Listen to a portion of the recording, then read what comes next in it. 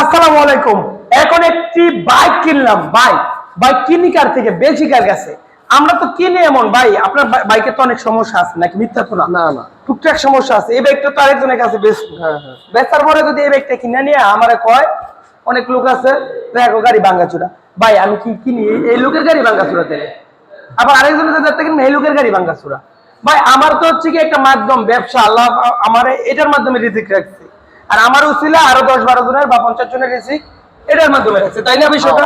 এখন ভাঙ্গা চূড়া যা আছে আমি আপনার থেকে কিনছি, আমি কি আপনার বলতে পারবো ভাঙ্গা আছে? না ভাই। আবার যাই কিনে আনি ভাই ওগুলো আমার বুঝতে পারতো না। এই স্বাভাবিক জিনিসটা বুঝে না ভাই। আপনারা বুঝেন টুপি পরানোটা। কিছু কিছু ব্যবসায়ী বোন আছে যারা ফ্রেশ কিনে 50,000, 20,000, 40,000 লাভ করে, অথবা পার্স প্রতি বললে 10 টাকা পার্স বদলে 500 টাকা বিক্রি করে।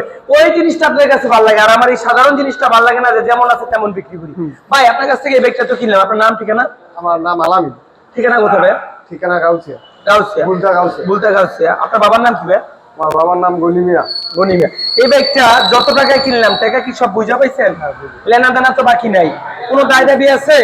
আচ্ছা, যদি কেউ এই বাইকটা দায় দাবি করে যে ভাই এই বাইকটার সাথে তার লেনদেন আর্থিক সম্পর্ক আছে, বা ওই বাইকটা চুরি বা অবৈধ, সেক্ষেত্রে সম্পূর্ণ দায়ভার কিন্তু আপনার। আর যান্ত্রিক কোনো বিষয় হলে সেটা আমার। যেমন আছে তেমন আমি কিনছি, নষ্ট হইলো আমার, ভালো হইলো আমার, কিন্তু পেপারসের সমস্যা থাকলে সেটা দায়ভার আপনার। জি, সবাই ভালো থাকবেন, সুস্থ থাকবেন, ভাইয়ের জন্য দোয়া রাখবেন, আমাদের জন্য দোয়া রাখবেন, আমরা যেন কমে কিনে কমে বেচতে পারি। আল্লাহ হাফেজ।